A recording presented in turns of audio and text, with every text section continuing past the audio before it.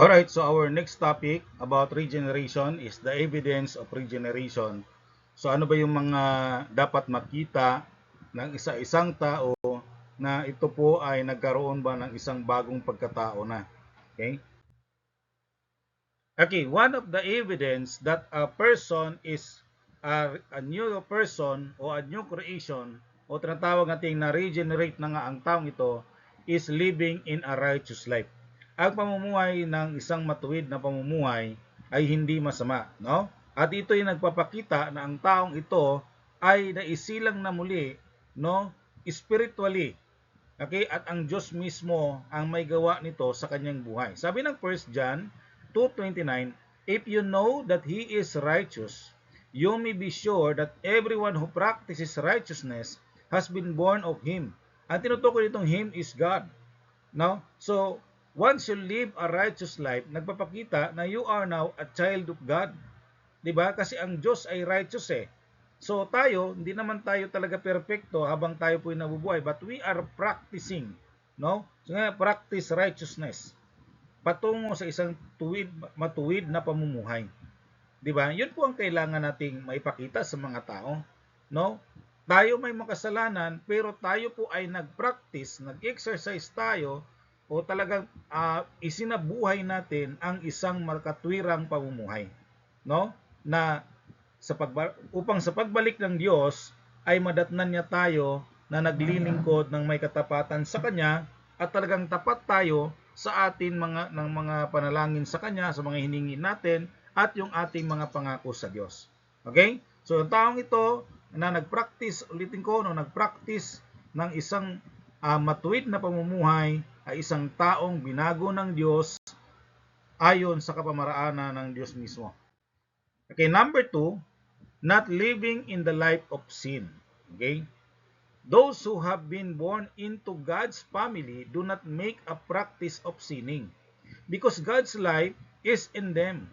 So they can't keep on sinning because they are children of God. Sabi ng 1 John chapter 3 verse 9 NLT version. So, ang tao na nasa panig ng Diyos, ba, ay nagkaroon ng takot sa Diyos yan eh. Nagkaroon siya ng banal na pagkatakot sa Panginoon na hindi na siya gagawa ng kasalanan kasi alam niya, ang Diyos ay galit sa mga taong gumagawa ng kasalanan. Okay? So, ang gagawin niya is to obey the command of God para yung sin ay maiwasan. Tandaan natin, hindi po talaga natin basta-basta maiwasan ang kasalanan. Ang tukso laging nandyan. Pero once we are belongs to God, nagpasakop tayo sa Diyos, ang Diyos po ang bahala mag-protect sa atin laban sa mga laban sa gawain ng mundong ito. Okay? Kaya po tayo mga kapatid, once we are in the Lord, ang mga tao po ilag sa atin. Ilag sila sa atin kasi para bang tao to, banal to masyado. 'Di ba? Kaya nga pagayain mo sila sa church, ayaw din nila, no? So, pag ikaw ay nasa panig ng Panginoon, wala pong basta-bastang manghas na ikaw ay tuyain patungo sa isang makasalanang bagay. Okay? Kasi mayroon din silang magkaroon din sila ng respect. Pero kung nakita nila na ikaw naman ay sablay din at kunwari lang na nasa church, pero yun pala ay mga ginagawa natin ay hindi rin maganda sa harapan nila, sa harapan ng tao at sa harapan ng Diyos, paano sila maniniwala na ikaw nga ay isang bagong nilalang na? Okay? Kasi ang pagiging bagong nilalang natin, hindi yan nakita na outwardly, hindi yan nakikita physically. Okay? Kundi maipakita yan sa pamumuhay mo, sa pag-iisip mo, sa mga salita mo, no? Sa iyo pong sa bawat circumstances na iyong na-encounter, paano ka po nag-react sa mga ganong bagay. Okay, number 3 is love for God and His Word. Diba? But whoever keep His Word, in Him truly the love of God is perfected. Sabi ng 1 John chapter 2 verse 5. A regenerate heart delights in Scripture and hungers to know and obey God. Yes, ang isang taong nagbago ang buhay, binago ng Diyos, ay ang taong ito ay uhaw, no? Uhaw sa salita ng Panginoon. Uhaw siya sa kapahayagan ng Diyos. Yun po, no? Uhaw at gutom siya sa salita ng Diyos. So, doon mo makikita na ang taong ito talaga ay nagkaroon ng pagbabago sa buhay. Okay? Kasi nung nagkaroon na siya ng pagbabago sa kanyang buhay, ang salita ng Diyos hindi na niya maibibitawan yan. Mamumutawi na yan sa kanyang labi. 'Di ba? Sa kanyang bibig, mamumutawi na yun doon.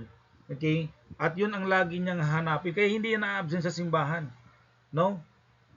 Ano man ang circumstances, ano man ang sitwasyon, hindi yan basta-bastang aalis sa simbahan. Bakit? Kasi alam niya na ito ang kailangan ng kanyang buhay. Ito ang kailangan ng kanyang kaluluwa. 'Di ba? Kaya po, pag ikaw ay na-born again, makita mo kaagad ang isa sa mga manifestation, isa sa mga evidence, these people love for God and His Word. Masaya siyang nagbabasa ng salita ng Diyos at kaligayahan niyang umaten sa mga gawain ng Panginoon kasi because he loves the Lord, he loved to hear the Word of God, he loved to listen, he loved to read, he loved everything about God. To know God, kung paano po ba, tawag natin, gaano ba ang Diyos kadakila, ano ba ang Diyos, sino ba talaga siya, dahil marami kang tanong doon na hanggang sa matuklasan mo talaga at lalo kang lalapit sa Kanya. Di ba? Mas lalo kang hindi nabibitaw sa Kanya. Okay? This is a person who have a regenerate heart. No? Ang kanyang kaligayahan ay nasa salita ng Diyos at sa Diyos mismo. Okay. Number 4, love for fellow believers. Ang mga taong na born again, taong na regenerate, no? Sabi dito, we know that we pass out of death into life because we love the brothers. 1 John chapter 3 verse 14. Genuine love for other Christians is a hallmark of new birth. Nandun na yung ating pagtulong, nandun na yung ating pagmalasakit sa ating kapwa. Pero iba, kapag ang pagmamalasakit mo na ngayon ay biyan, no? Hindi lang sa mga kaibigan, hindi lang sa mga kakilala, kundi sa mga taong nagtitiwala sa Diyos, sa mga mananampalataya sa iglesia ng Diyos. So doon po ang kanya pong pag-ibig. Okay?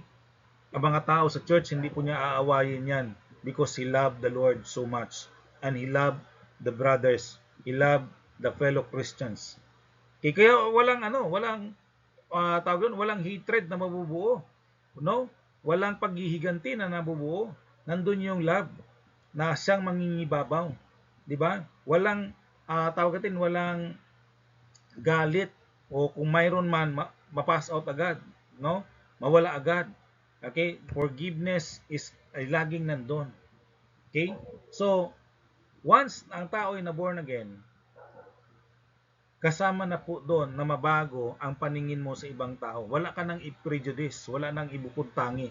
Ang tingin mo na sa tao, itong taong ito ay nilalang ng Diyos, minahal ng Diyos, si Kristo ay namatay para sa kanila, kaya dapat natin silang ibigin. Okay? So, yan po ay genuine love, no, for others. Number 5, lives an overcoming life. For everyone born of God overcomes the world. This is the victory that has overcome the world, even our faith. 1 John chapter 5 verse 4. Anong ibig sabihin nito? Overcome the world. Yun bang temptations in the world? Okay, the sin in the world. Okay, kaya nga sabi ng chapter 12 verse 2, ng Roma, do not conform to the image of the world, but transform by renewing your mind. Okay? So, magagawa natin yan. Okay? Kapag ang lagi nating isa-isip ay ang mundo walang ibang binibigay kundi pressure sa katawan natin, pahirap sa ating sarili, kaya pa ikaw ay mapipilitan na makagawa ng kasalanan. Makagawa ka against God, no? Hindi ka na makaatin sa kanyang gawain, hindi ka rin nagbabasa ng Biblia, no, ng kanyang salita, wala ka na ng panalangin kasi ang offer ng mundo ay kailangan maging mayaman ka. Okay? Kailangan maging sikat ka. Yun ang offer ng mundo. But a friend to the world is an enemy of God. Tandaan po natin yan. So if you overcome the world, temptations in the world, lahat lahat ng mga tinatawag nating gusto ng mundo, nalampasan mo yon. Okay? The victory, no? You have that kind of victory to overcome the world. Hindi ka nadaig, hindi ka natitinag sa tukso, hindi ka natitinag sa mga layaw ng mundo, no? Yung tinatawag nating the lust of the flesh and the lust of the eyes, no? So hindi ka po doon natitinag, hindi mo siya pinapansin, hindi mo binibigyan ng atensyon. Well, hindi po masama na tayo nagtatrabaho sa mundong ito at naghahanap ng pera, okay? Kailangan din po natin. Biro ang pera is just a secondary need. Hindi po siya primary need. Ang primary need natin is God.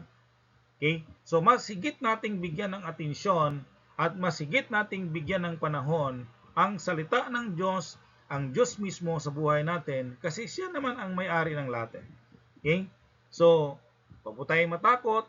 Ang mundo walang ibang binibigay sa atin kundi takot, pangamba. Okay? Pero ang Diyos ay nagbibigay sa atin ng katagumpayan sa lahat ng yan. Okay? Number 6. Believes that Jesus is the Christ. Ito na po yung pinakaano dyan. Whoever believes that Jesus is the Christ is born of God. Okay? And everyone that loves Him, that begot loves Him also, that is begotten of Him. Tandaan natin, may mga tao na hindi tinatanggap si Kristo bilang Diyos, no? Mayroon iba't ibang pananaw nila tungkol kay Jesus Christ. Pero sabi ng Bible, if you believe that Jesus is the Christ, the Messiah, ang Diyos na sinugo sa sanlibutan, ang namatay sa krus para itubusin tayo sa ating mga kasalanan. Okay? So, dapat maintindihan natin to na walang ibang pangalang binigay sa silong ng langit at sa ibabaw ng lupa, kundi sa pangalan ni Jesucristo ang lahat po tayo, no, ay nagkaroon ng kaligtasan. Kaya po mga kapatid, a person who is a new one, a new creation, a regenerate person, naniwala kay Kristo. Naniniwala si Kristo ang sinugo, si Kristo ay Diyos. Okay? Kasi from the beginning is the Word, and the Word is with God, and the Word is God. John 1:1.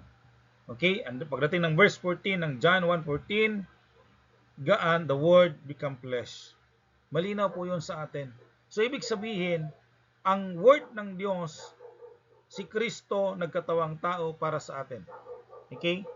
So, sa atin, bilang tayo ng mga lingkod ng Panginoon, ang ating pagtingin ay nandun talaga. No? Kaya, kapag ang taong ito ay nabuksan, nagkaroon ng bagong buhay, naniniwala kay Kristo, at sumasamba kay Kristo. Okay? So these are final thoughts. True regeneration is not merely a doctrinal belief. It provides visible, lasting evidence in the believer's life. Therefore, if anyone is in Christ, he is a new creation. The old has passed away, behold, the new has come. 2 Corinthians chapter 5 verse 17. Malinaw po ito sa atin. The old has passed away. Anong old yan? Yung unang buhay mo, yung unang mong pagkatao. Okay? The new has come. Kasi you are now a new creation eh. Okay? Bagong pag-iisip. Pag sinabi natin new creation, mula ulo hanggang paa yan. No? Ang iyong pag-iisip, ang iyong pananalita, ang iyong pananaw, magbabago po yon. Ang iyong ugali, no? Ang tawag doon, yung iyong emotions, emotionally, ikaw ngayon ay connected with the Lord. No? Kaya ang damdamin mo ay ang doon sa Panginoon. Kaya bawat tibok ng puso ng Diyos, yun ang naramdaman natin at yun ang lagi nating isa-isip. Ang ating mga desisyon ay lagi nang nakadepende sa Panginoon. No? Hindi na tayo basta-basta gumagawa ng sarili nating desisyon. The evidences of regeneration, the love, repentance, obedience, and faith confirms that God's transforming work is real and active. Sabi dito ng 1 John 2:3, by this we know that we have come to know Him if we keep His commandment. So habang tayo po'y iniingatan natin ang salita ng Diyos, okay, sinusunod natin ito, ay makikita po natin na tayo po ay nakakilala na sa Panginoon. No? Kaya po mga kapatid, sa oras po na ito, nawa, mangungusap ang banal na Espiritu sa inyo at patuloy na magtuturo tungkol sa mga bagay na ito. Mahirap man itong intindihin, pero alam ko, ipapaunawa ito ng banal na Espiritu sa inyo. Just ask the Holy Spirit. No? Sabi nga, ask and you will, it will be given, seek and you will find, okay, knock and it will be open to you. Okay? So, yun lang po sa gabing ito. Maraming salamat. I hope you learned from these video lessons. God bless you. Thank you very much for watching and listening from this YouTube channel. I hope you learn a lot from the video lessons that you watch. Please don't forget to like, share, and subscribe to this YouTube channel, Matuto Dapat. Maraming salamat at pagpalain kayo ng ating Diyos.